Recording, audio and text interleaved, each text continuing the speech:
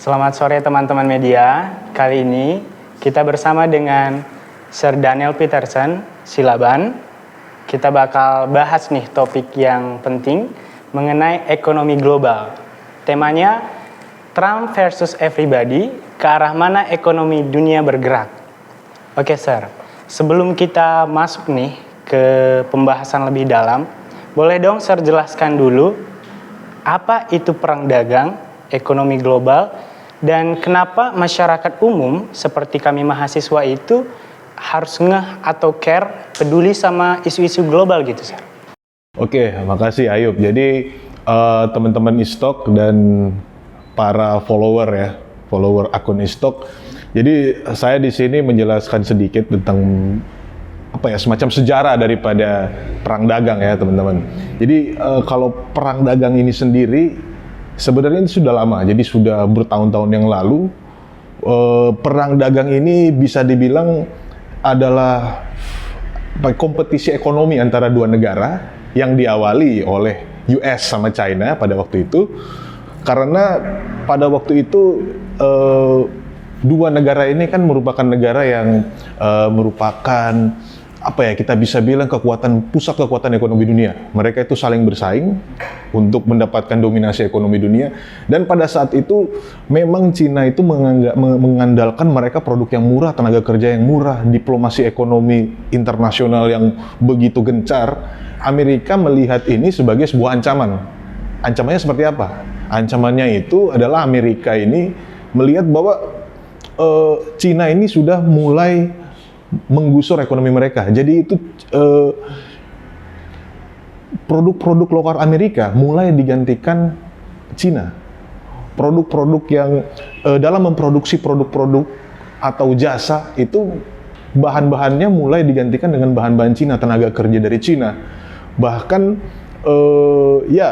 dari supply chain ya, kalau teman-teman ingat tentang supply chain itu rantai pasok itu mulai dikuasai oleh Cina. Jadi ekspor, impor barang-barang raw material ya, barang-barang baku itu didominasi oleh Cina. Secara politis ya Amerika ini tidak terima ya, dalam tanda kutip ya teman-teman ya. Artinya tidak terima itu dia akhirnya jadi menganggap bahwa saya juga harus mendominasi ekonomi. Tidak boleh Cina sebagai kekuatan, satu-satunya kekuatan. Maka pada saat itu Donald Trump ya, di periodenya yang waktu itu pertama ya, dia meningkatkan tarif untuk barang-barang yang masuk atau produk-produk bahan-bahan yang masuk ke Amerika itu sendiri. Jadi barang-barang yang dari luar itu, terutama dari Cina, ditingkatkan tarifnya supaya itu industri yang ada di Amerika, job yang ada di Amerika, job maksudnya lapangan kerja yang ada di Amerika itu terlindungi. Jadi Amerika menggunakan job market mereka sendiri, maksudnya menggunakan tenaga kerja mereka sendiri, menggunakan produk-produk mereka sendiri, dan melindungi industri nasional mereka. Makanya perang dagang itu identik dengan istilah proteksionisme, memproteksi ekonomi lokal dengan memanfaatkan resource atau sumber daya lokal. Jadi seperti itu. Sampai sekarang itu perang dagang itu semakin meningkat, semakin menjadi-jadi istilahnya. Apalagi dengan terpilihnya kembali Donald Trump, dia semakin agresif tentang perang dagang ya teman-teman ya. Artinya semakin agresif apa? Dia semakin agresif itu dia semakin meningkatkan tarifnya. Dia mengaplikasikan tarifnya di berbagai jenis produk. Dulu mungkin produknya hanya sedikit yang dia berlakukan tarif, produk Cina ya. Kemudian dia sekarang semakin banyak yang dia berlakukan. Jadi tidak hanya dulu hanya produk industri tertentu, sekarang sektor-sektor lain dia berlakukan. Jadi bahkan yang terakhir saya lihat Amerika mengaplikasikan 25% tarif, 25% rate ya untuk produk-produk yang masuk dari Cina. Nah, ini per tahun 2025 ini semakin menjadi-jadi lagi teman-teman. Artinya Amerika ini tidak hanya dia melakukan trade war terhadap Cina juga. Ini terakhir yang kami baca ini dengan negara-negara tetangga seperti Amerika, Kanada dan Meksiko juga diberlakukan. Padahal Kanada sama Meksiko ini dulunya sahabat kan? Iya. Karena contohnya kayak Europe, itu perang dunia pertama sampai bahkan perang dunia kedua itu mereka sekutu kan, Sir? Betul. Tapi kenapa kayak di perang dagang ini seolah-olah mereka ini kayak musuh gitu. Iya, memang kalau kita lihat dari sejarah politiknya ya, Ayub ya, memang kalau Kanada dan Meksiko ini Kanada ya terutama mereka ini kan secara politis mereka ini sebenarnya ya sama di sisi yang sama ya. Kalau Meksiko ini hubungannya dengan Amerika itu Meksiko itu sebenarnya adalah trade partner, salah satu trade partner terbesar Amerika, partner dagang gitu. Tapi pertanyaan kenapa mereka bisa seperti itu ya? Sekali lagi ini adalah kalau saya sendiri lebih melihat itu dari segi geopolitik dan politik ekonomi ya teman-teman ya. Artinya begini, Amerika ini merasa ya, terutama pada Meksiko ini rasanya trade mereka itu defisit untuk Amerika. Artinya Amerika lebih banyak impor daripada ekspor. Ya secara secara politis ini Donald Trump ya menggunakan itu untuk mengambil suara rakyat ya waktu itu untuk menangani pemilihannya. Dia artinya begitu banyak impor dari Meksiko dibanding ekspor dari Amerika. Jadi itu menjadi sebuah alat bagi Donald Trump untuk mengembalikan istilahnya ya kejayaan ekonomi Amerika gitu. Akhirnya harusnya Amerika itu lapangan kerjanya dikuasai orang Amerika bukan orang Meksiko contohnya ya, dan ada hal-hal yang lain juga yang mereka ingin ekonomi Amerika harus mengandalkan resource Amerika gitu, tidak boleh dengan Meksiko. Jadi intinya Amerika ini pingin ekonomi mereka itu dari mereka untuk mereka gitu. Karena Meksiko ini dan Kanada kenapa jadi sasaran ya, karena mereka itu trade partner terbesar mereka. Jadi mereka harus mendominasi lah istilahnya begitu dalam tanda kutip. Sampai ada itu kata-kata American First. American First. Jadi kayak semua bisnis memang didahulukan untuk Amerika dulu dahulu. Jadi kayak Cina ini kan Sir, untuk Cina ini sendiri perdagangannya itu memang mainstream sekali ya. Jadi teknik mereka itu memang kuat sekali dalam perdagangan dunia. Sampai-sampai Bill Gates pernah menerbitkan buku tentang bahayanya perdagangan Cina ini. Bukan cuma Bill Gates sih, ada salah satu universitas di California juga pernah terbitkan buku tentang perdagangan Cina ini itu berbahaya. Bukan cuma negara-negara berkembang, menengah ke bawah, tapi juga negara-negara maju seperti Amerika ini. Jadi menurut Sir, itu sebahaya apa sih Cina ini dalam berdagang, mempengaruhi perdagangan dunia? Perdagangan internasional ya konteksnya Ayub ya. Jadi teman-teman kalau kita berbicara tentang perdagangan internasional kan sejarahnya itu panjang sekali. Jadi Cina ini mulai mendominasi perdagangan internasional ini mungkin belasan tahun terakhir teman-teman. Jadi pertanyaannya kenapa bahaya? Mungkin bahaya itu dalam tanda kutip ya. Karena bahaya ini bahayanya artinya apa ya, bukannya satu negara menginvasi negara lain gitu. Konteksnya adalah berbahaya seperti ini. Di Cina sendiri, di negara Cina, kalau saya mengatakan Cina artinya saya refer ke PRC ya teman-teman, People's Republic of China, Tiongkok bukan Taiwan ya, karena Taiwan memiliki ekonomi yang beda. Kalau saya bilang Cina artinya yang saya maksud adalah Tiongkok ya. Artinya Tiongkok ini mereka ini kenapa berbahaya, karena dalam perdagangan dan trade mereka dan regulasi mereka terhadap perusahaan-perusahaan yang ada di negara mereka sendiri, itu mereka tidak main level playing field. Jadi tidak sama mereka perlakukannya. Seperti contohnya, perusahaan-perusahaan yang non-Cina, non-Chinese company itu diperlakukan beda dengan perusahaan-perusahaan yang lokal. Gitu. Jadi artinya perusahaan yang di luar Cina itu semacam diberikan red tape, jadi regulasi yang berlebih, tarif yang berlebih, sehingga ya artinya perusahaan ya bisa dibilang dalam tanda kutip dipersulit ya, saya bilang dalam tanda kutip, karena itu adalah regulasi dan hak negara mereka untuk mengeluarkan regulasi seperti itu. Itu adalah politik dagang mereka. Dan kemudian pada akhirnya perusahaan yang lokal yang dimiliki oleh Cina sendiri itu pada akhirnya dianakmaskan gitu. Jadi diberikan kesempatan yang tidak sama dibanding perusahaan-perusahaan asing yang masuk. Itulah awal juga kenapa pada akhirnya memunculkan atau memicu terjadinya trade war itu. Jadi awalnya seperti itu ya, dibilang berbahaya perdagangannya. Kemudian kalau boleh saya tambahkan bahwa perdagangan yang berbahaya itu mungkin bukan berbahaya secara negatif ya, kalau boleh saya tambahkan. berbahayanya itu Cina ini kan memiliki penduduk yang sangat banyak dengan tingkat edukasi yang cukup baik, kemampuan teknis yang baik. Mereka menawarkan nilai produksi, harga produksi dan harga buruh pekerja yang sangat rendah, tapi sangat capable. Jadi ini menjadi ancaman bagi ekonomi dunia.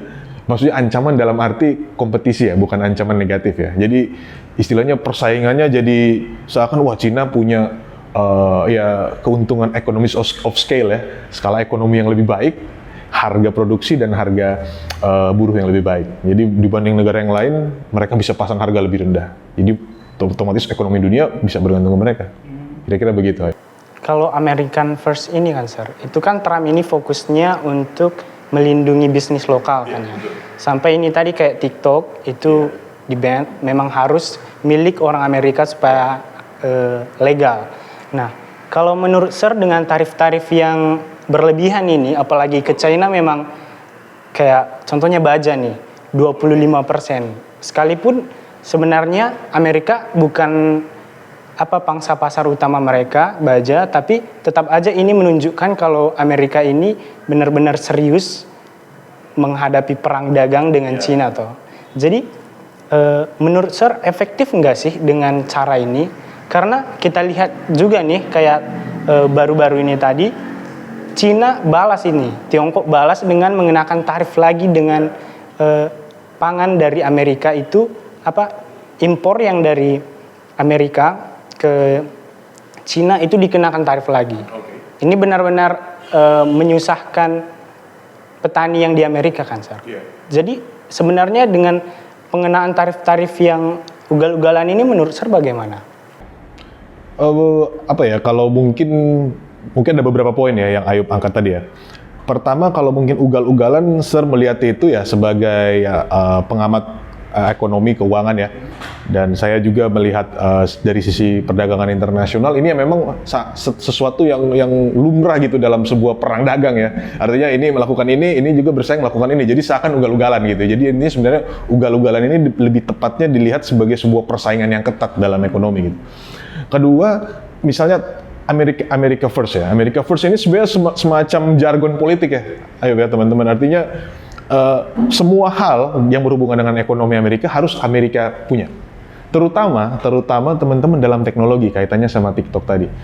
Jadi sebenarnya America First ini tidak hanya berhubungan dengan pekerjanya harus Amerika, produknya harus Amerika, bahan bakunya harus Amerika. Tapi lebih jauh lagi, trade war ini mengantarkan mereka kepada sebuah sebuah pemisahan teknologi ya. Jadi Amerika ini mau teknologinya mereka itu punya mereka sendiri. Cina juga mau begitu kan, seperti TikTok ini kan punya Cina.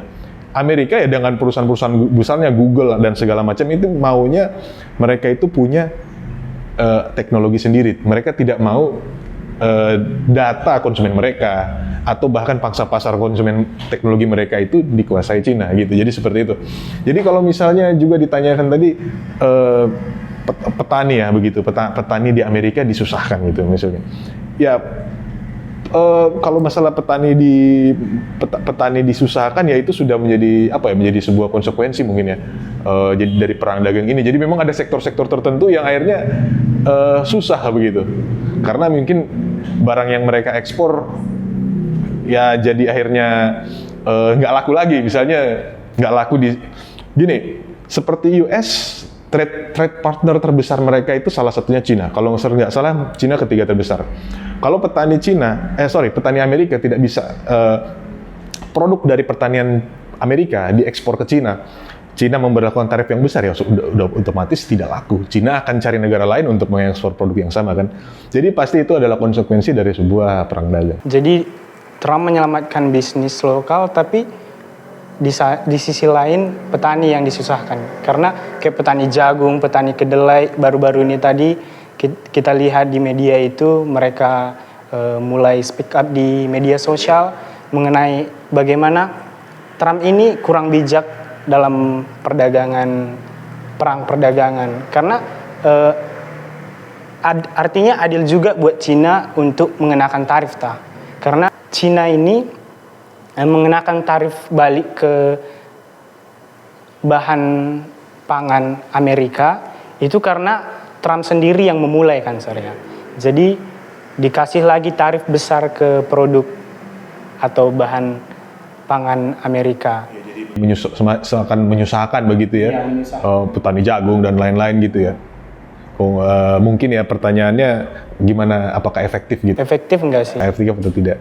Ya memang kalau penjelasan efektif atau tidak itu efektif artinya dari segi apakah dari sisi Amerika sendiri efektif atau enggak? Ya menurut itu kan ya yang menjadi concern ya. Pertama begini, ini juga harus diluruskan teman-teman. Artinya kalau kita berbicara tentang perang dagang, saling menambah regulasi, menambah tarif itu, kalau tarif dalam perang dagang itu artinya tax ya teman-teman, artinya pajak gitu, pajak yang dikenakan untuk produk dari negara tertentu. Mereka saling mengenakan pajak ya itulah namanya perang dagang kan, artinya ya itu orang negara mereka, ya itu terserah mereka gitu istilahnya. Tapi apakah efektif itu? Tapi kalau dari saya punya pendapat sendiri dan pengamatan bahwa kalau dari Trump punya sudut pandang sendiri, ini adalah short term downturn ya. Artinya short term downturn, Trump mungkin mengekspek atau mengantisipasi memang ada masalah seperti ini. Artinya dia anggap bahwa ya kali ini memang secara jangka pendek terdapat kesulitan untuk beberapa sektor dalam dalam mau mencari pangsa pasar mereka gitu, seperti petani jagung dan lain-lain seperti tadi ya. Tapi menurut yang saya baca itu Presiden US sendiri mereka itu melihat jangka panjang. Artinya dalam jangka panjang itu keuntungannya lebih besar, di mana ekonomi Amerika sendiri itu terlindungi. Artinya mereka itu tidak dependen terhadap ekonomi negara lain. Jadi mungkin di saat yang jangka pendek ini petani-petani ini kesulitan untuk mencari pembeli gitu ya, untuk mengekspor. Tapi untuk jangka panjang, Amerika itu punya ekonomi yang lebih kuat, yang mengutamakan dan mensejahterakan, membuka lapangan kerja untuk bisnis-bisnis lokal mereka sendiri, untuk rakyat mereka sendiri. Jadi memang secara short term itu mengalami masalah seperti ini, tapi yang secara jangka panjang itu menguntungkan bagi negara Amerika ini ya, secara lebih komprehensif ya sebuah negara. Apakah ini efektif? Ya kalau ini efektif, ini bukan jawaban yang ya atau tidak sebenarnya, Ayub teman-teman ya. Kalau saya melihat sendiri ini bisa efektif, tapi dengan syarat Amerika ini memiliki partner dagang yang mereka, artinya begini. Mereka tidak boleh bergantung hanya pada Cina. Mereka harus juga melihat, memanage ya atau mengelola hubungan dagang mereka dengan negara-negara yang lain supaya mereka juga tetap bisa mengekspor, karena ekspor itu bagian dari ekonomi. Jadi mereka harus diiringi dengan diplomasi perdagangan internasional yang kuat. Artinya mereka juga memperkuat ekonomi mereka dengan kebijakan-kebijakan nasional yang baik gitu, sehingga apa yang mereka rencanakan itu bisa efektif ke depan. Kira-kira begitu. Kalau kita lihat perang dagang ini kan Sir, itu China Tiongkok dengan Amerika. Ini yang sebenarnya intinya. Tapi berpengaruh nggak sih ke negara-negara lain, seperti negara-negara berkembang, atau ke negara Indonesia? Sebenarnya ini berpengaruh nggak sih, Sir? Ini yang poin penting ya. Mungkin pertanyaan Ayub tadi pertama sama teman-teman, kenapa sih kita harus ngeh, terutama sebagai student ya, teman-teman sebagai mahasiswa. Karena perang dagang ini adalah terutama mahasiswa keuangan ya, dan ekonomi. Ini perang dagang ini adalah sebuah fenomena yang teman-teman harus kritisi. Karena kritisi hubungannya dengan bagaimana kita memahami dinamika ekonomi dunia dan ekonomi nasional gitu. Bagaimana kita menganalisis ekonomi nasional dan ekonomi dunia. Kita harus tahu playing field kita pada hari ini tuh bagaimana, teman-teman. Makanya intinya ini adalah dasar kita memahami peta ekonomi dunia. Makanya kalian harus ngeh, teman-teman mahasiswa gitu. Apa dampaknya pada ekonomi dunia, terutama negara-negara di luar negara ini. dampaknya itu kompleks sebenarnya teman-teman ya. Bisa baik, bisa buruk. Tapi satu hal yang bisa terjadi itu adalah ketidakpastian. Ketidakpastian itu karena apa? Otomatis dengan dua negara ini saling berpisah dalam tanda kutip secara perdagangan, otomatis hubungan ekspor impor perdagangan dunia ini akan melambat, teman-teman. Karena dua pemain besar dalam perdagangan dunia sudah pasti, Cina dan US. Apa intinya? Intinya adalah pertumbuhan ekonomi melambat. Intinya itu yang paling substansial, teman-teman. Pertumbuhan ekonomi melambat, ya sudah pasti merambat kemana-mana, teman-teman. Pertumbuhan ekonomi melambat ya bisa ke lapangan pekerjaan di berbagai negara, kepercayaan masyarakat terhadap pasar saham, confidence masyarakat terhadap ekonomi dalam berinvestasi begitu. Misalnya satu negara mau masuk investasi di negara ini, ya otomatis mereka akan lebih ragu, akan lebih skeptis gitu ya. Dampak terhadap Indonesia. Ya. Dampak terhadap Indonesia ini sebenarnya selain dampak ekonomi tadi ya, Ayub ya, dampaknya itu bisa dampak positif. Dampak positif apa?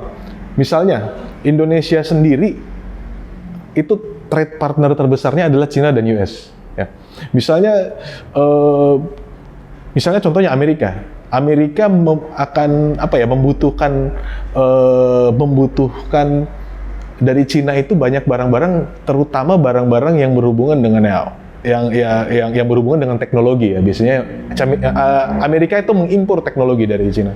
Mungkin saja Amerika itu bisa melihat negara-negara yang lain sebagai sumber raw materials mereka atau sumber dari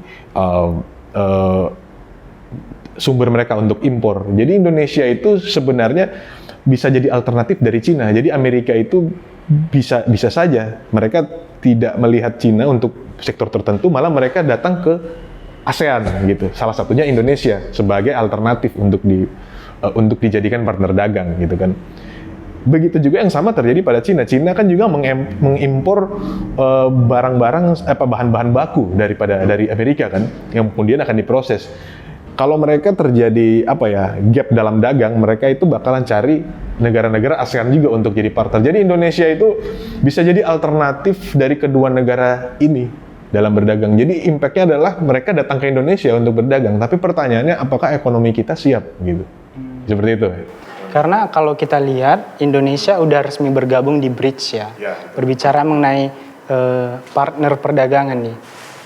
Waktu itu Donald Trump sempat speech di Twitter kalau dia bakal kenakan tarif 100% untuk mereka negara-negara yang tidak menggunakan mata uang USD sebagai alat penukar mereka. Artinya Trump ini nggak mau ada mata uang baru seperti BRICS ini yang nantinya bisa membuat USD melemah kan, Sir. Jadi Sir tadi bilang ada peluang Indonesia masuk, tapi ada peluang Indonesia bisa jadi partner kerja Amerika. Tapi Indonesia udah masuk duluan ke BRICS, yang artinya siap jadi musuh baru Amerika. Itu menurut Sir bagaimana? Ya, memang kalau kita lihat BRICS ini dan Amerika, ya pasti dalam politik dan ekonomi dunia itu pasti ada dinamika ya. Artinya mereka berlomba-lomba untuk menguasai ekonomi dunia ya. Artinya Amerika di satu sisi melihat BRICS itu di satu sisi jadi ancaman karena mereka bisa misalnya mengeluarkan mata uang sendiri. Artinya mereka bisa menggunakan mata uang mereka sendiri tanpa menggunakan US dollar. Tapi kalau Sir sendiri melihat itu kedepannya itu masih sesuatu yang perlu kita antisipasi ya. Artinya kita harus lihat kedepannya bagaimana ya. Ini kan kalau kita berbicara ekonomi internasional, kita berbicara politik internasional juga gitu. Saya rasa Amerika masih punya power yang cukup kuat. Karena negara-negara BRICS sendiri ini, Amerika itu merupakan partner dagang besar mereka juga. Mereka pasti, menurut saya, tidak mau semata-mata seperti itu kehilangan Amerika. Karena mau tidak mau, mereka itu negaranya bergantung pada ekspor ke Amerika. Dan ketika Amerika, intinya di dalam politik dunia ini dan politik ekonomi dunia, Amerika masih memegang bargaining power yang cukup besar. Artinya mereka juga, menurut saya tidak semudah itu mereka langsung memberlakukan mata uang BRICS ya. Jadi mereka pasti akan memperhitungkan power dari Amerika itu sendiri. Jadi untuk kedepannya kita masih akan lihat dinamikanya seperti apa. Berarti tetap ada peluang untuk Indonesia lah ya? Tetap ada peluang untuk Indonesia. Dan BRICS itu sendiri pasti ingin berdagang dengan negara seperti US. Baru kalau untuk ketidakpastian sendiri, Sir tadi bilang ini akibatnya terjadi ketidakpastiannya. Jadi kalau kita belajar dari sejarah nih, Sir, ini kan Trump ini bukan yang pertama kali jadi presiden kan? Ini dia kali kedua. Dan yang pertama ini kita lihat tahun 2017 itu investasi Amerika di Indonesia itu 1,99 miliar USD. Tapi tahun 2020 itu hanya 0,75. Menurut Sir, ada nggak peluang dengan menurut Sir, ada nggak kemungkinan kembali pola yang sama bakal terjadi nih di Indonesia? Artinya menurun toh polanya. Ada nggak peluang? Trennya menurun. Iya gitu. 2017 1,99 M, 2020 turun ke 0,75 M. Pola yang sama ada kemungkinan bakal terjadi nggak, Sir? Kalau memang pola yang sama itu semua kemungkinan itu akan selalu tetap ada ya, teman-teman ya. Terutama jika Indonesia punya politik perdagangan itu misalnya condong ke Cina misalnya, ya. Misalnya dia tidak lebih membangun relationship dengan Cina gitu, ya otomatis US sebagai partner dagang Indonesia ya akan lebih enggan untuk berdagang dengan Indonesia gitu. Jadi kemungkinan itu tetap ada, karena juga Indonesia bisa dibilang dekat secara dagang dengan Cina juga. Untuk nilai tukar rupiah sendiri nih, Sir, terhadap USD, IDR USD. Ini melemah sampai ke 16.600. Ini sepertinya kembali ke tahun 1998 ya. Di mana sempat nyentuh 17.000 tuh. Nah, jadi artinya menurut Sir ini ada sesuatu nggak sih di belakang ini? Kenapa sempat menyentuh angka yang setinggi ini kembali gitu, Sir?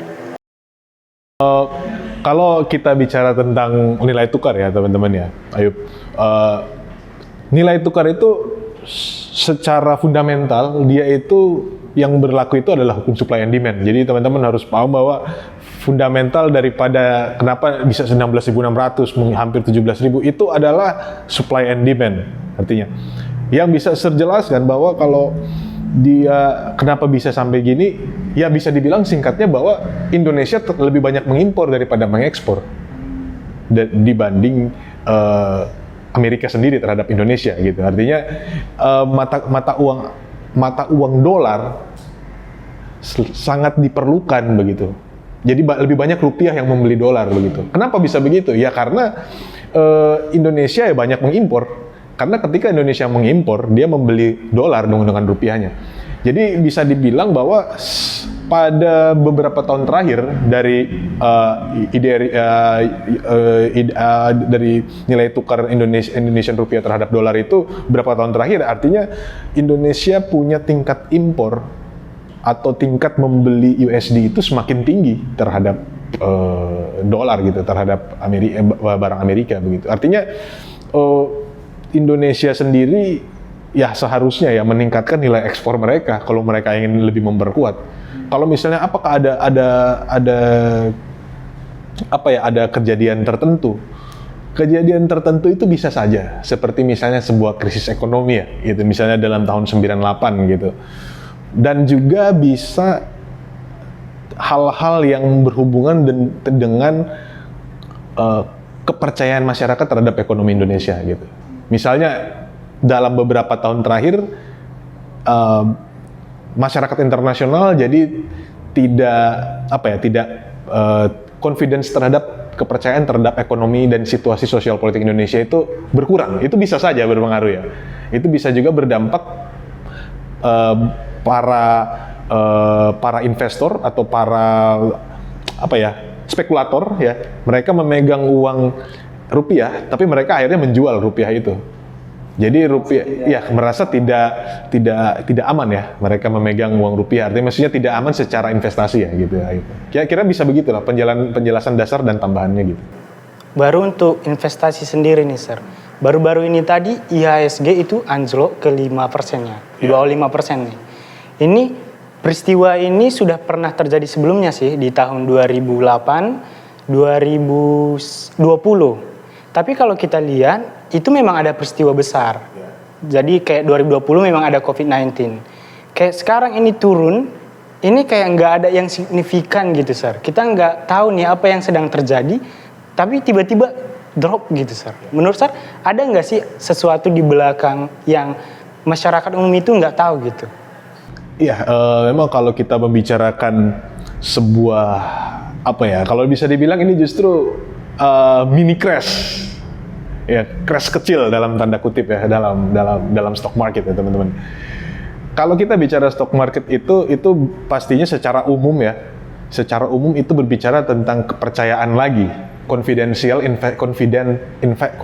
investor terhadap ekonomi sebuah negara. Karena dalam perekonomian dan dalam dunia investasi, indeks harga saham yang berlaku dalam satu negara itu mencerminkan indikator leading terhadap ekonomi negara. Itu akan selalu begitu. Karena itu menggambarkan confidence. Jadi walaupun peristiwanya belum terjadi, jadi investor sudah berpikir sampai sana, intinya begitu. Jadi mereka intinya bisa saja mereka ini tidak percaya, akhirnya mereka melepas saham-saham di Indonesia. Kenapa bisa terjadi, bisa dalam satu hari bisa mini crash seperti itu? Sebenarnya kita sebagai pengamat dan sebagai investor hanya bisa menduga-duga. Kita tidak tahu jawaban yang pasti. Tapi yang bisa kita duga adalah penurunan kepercayaan. Penurunan kepercayaan bisa macam-macam, teman-teman. Bisa penurunan kepercayaan terhadap pemerintah sekarang itu bisa. Atau regulasi-regulasi yang dikeluarkan, rencana undang-undang misalnya, atau situasi politik ekonomi, situasi politik sosial yang bergejolak, itu bisa menjadi hal yang memicu confidence yang menurun. Jadi kepercayaan masyarakat dunia, yang seperti kita tahu ya pasar saham Indonesia, foreign capitalnya juga cukup tinggi, ya kan? Tinggi ya, uang dari luar yang masuk ke Indonesia itu yang menginvestasikan di pasar saham Indonesia. Mereka melihat ekonomi Indonesia atau melihat situasi politik dan ekonomi Indonesia mungkin bergejolak, mungkin tidak stabil atau berpotensi tidak stabil, sehingga mereka bisa berkurang confidence-nya. Bisa begitu kira-kira. Berarti memang investasi di Indonesia ini bergantung lah ya dari luar. Terutama dalam capital market juga bergantung. Jadi kalau menurut saya sendiri nih, kalau kita melihat situasi yang unexpected ini nggak terduga. Iya, nggak terduga ya. Kebijakan apa sih yang retailnya atau investor di dalam negeri mengatasi kondisi-kondisi seperti ini? Karena kan kita nggak tahu nih kejadian-kejadian apa yang sebenarnya terjadi yang nggak publish. Apa kebijakan kami sebagai mahasiswa, retail atau investor? Ya, investor mahasiswa gitu ya? Iya, dalam menghadapi situasi yang nggak pasti seperti ini. Memang situasi yang tidak pasti ini memang ini merupakan dinamika pasar ya teman-teman ya.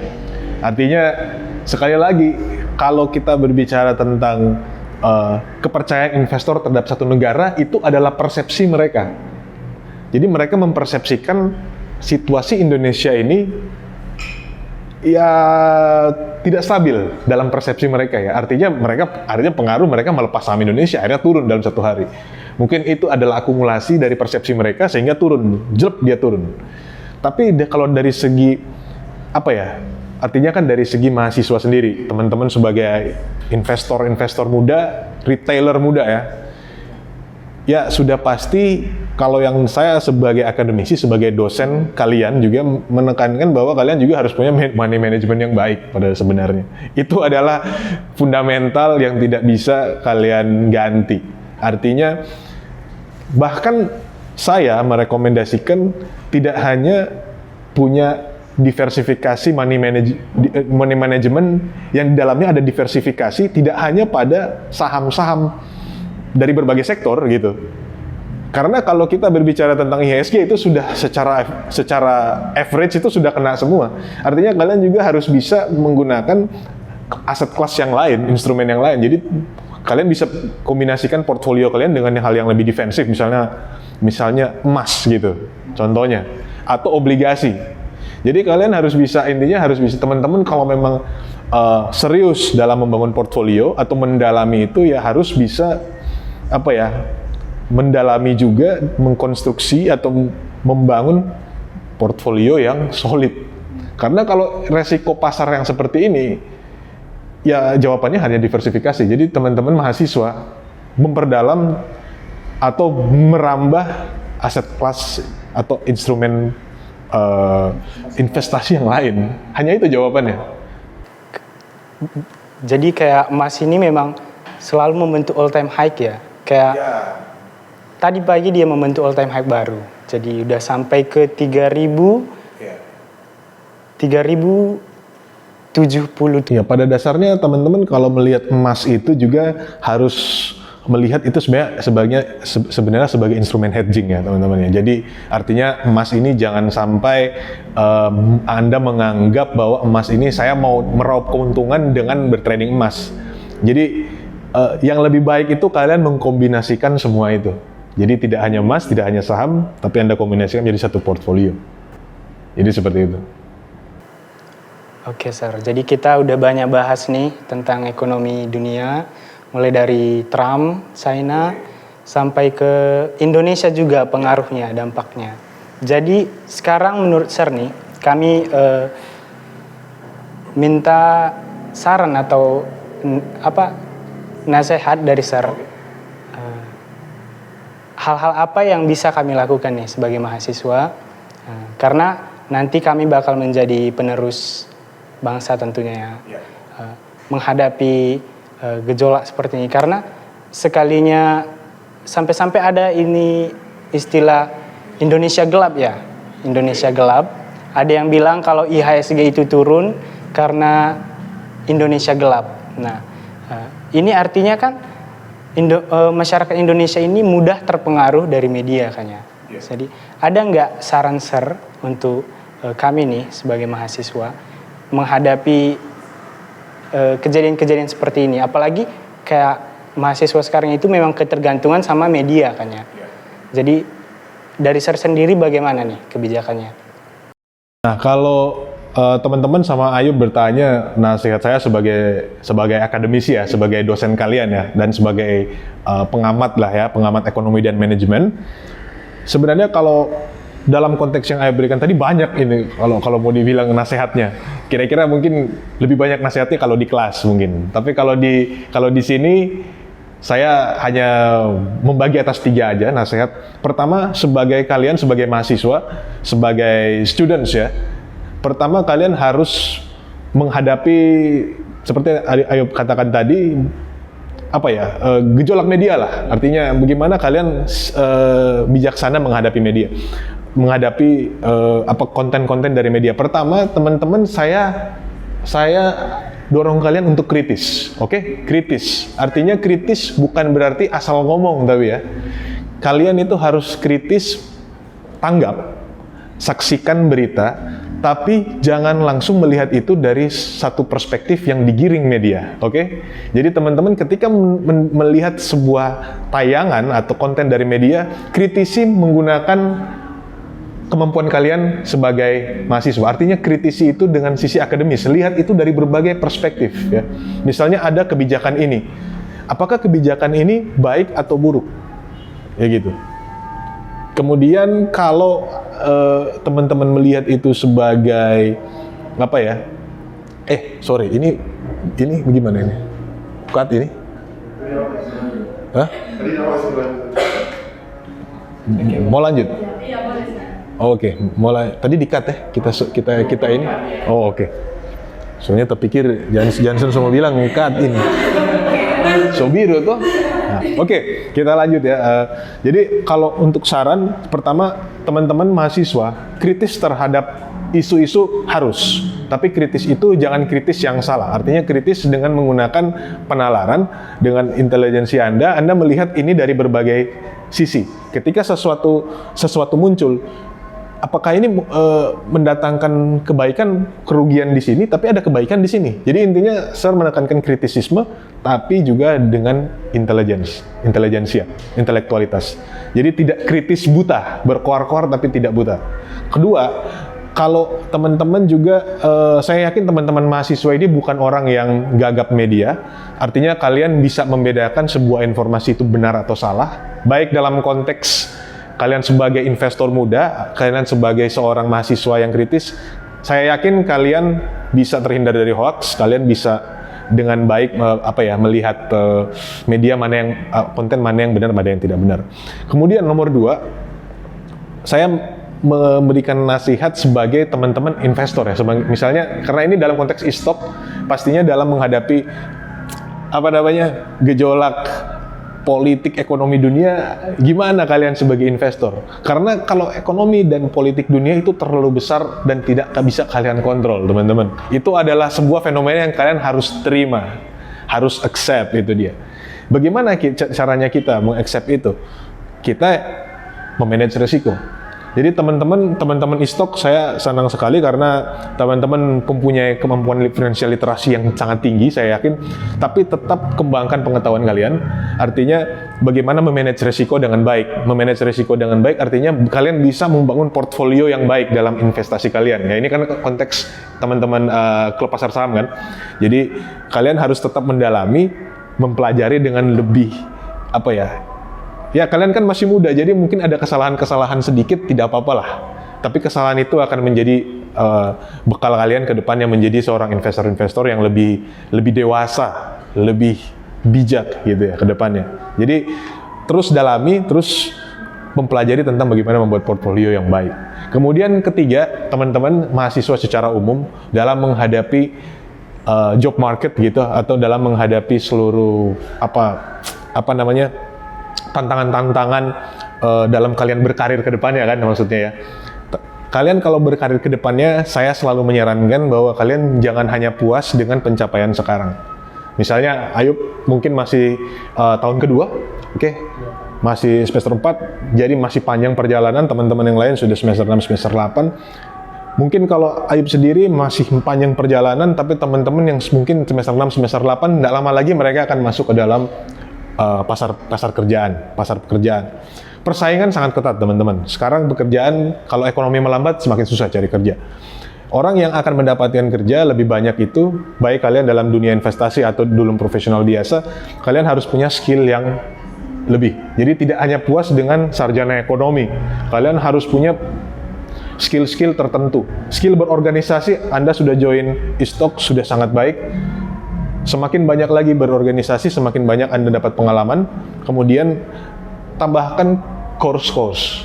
Jadi teman-teman kalau yang minat dunia perbankan, dalami. Minat dunia investasi, tambah kursus-kursus, perkuat bahasa Inggris, perkuat bahasa asing, dan itu menjadi nilai tambah bagi kalian. Jadi jangan hanya puas dengan sarjana ekonomi. Kita sarjana ekonomi 1 tahun lulusannya mungkin ada ribuan. Semua sama sarjana ekonomi. Jadi teman-teman harus punya nilai tambah dibanding yang lain. Karena kita kalau dalam dunia pekerjaan sudah bersaing, teman-teman. Artinya pekerjaannya hanya 10, tapi kontestannya ada 1000. Kan jadi tetap haus belajar dan tetap jangan puas dengan pencapaian sekarang. Supaya bisa bersaing, punya nilai tambah dari bahasa Inggris, bahasa asing, kemampuan-kemampuan yang lainnya yang mungkin saya tidak bisa sebutkan satu-satu, tapi intinya punya semangat itu. Seperti itu, teman-teman. Ayo. Oke, karena memang ya teman-teman, kalau kita lihat nih di sekarang ini pengangguran itu angkanya itu selalu naik ya grafiknya. Jadi memang kita semua memang selalu harus belajar karena untuk diri kita sendiri juga menghadapi dunia kerja nanti. Oke, thank you banget, Sir. Terima kasih, Ayub, teman-teman. Banyak banget nih pertanyaan-pertanyaan yang masih mau ditanyakan nih, tapi karena waktu... Nanti mungkin join aja kelas saya. Di lain waktu kita bakal... Akuntansi dan jurusan lain, saya welcome di kelas saya. Tinggal cari tahu aja survei jadwal. Oke, thank you banget, Sir. Ya. Jadi begitu saja teman-teman untuk pertemuan kali ini dengan Sir Daniel. Oke. Jadi kalau nanti ada podcast selanjutnya, kami mengundang teman-teman untuk selalu pantau informasi dari e-stock supaya kita sama-sama belajar nih, sama-sama berkembang untuk memahami dunia investasi dan ekonomi. Segitu dulu, sekian dari kami, terima kasih.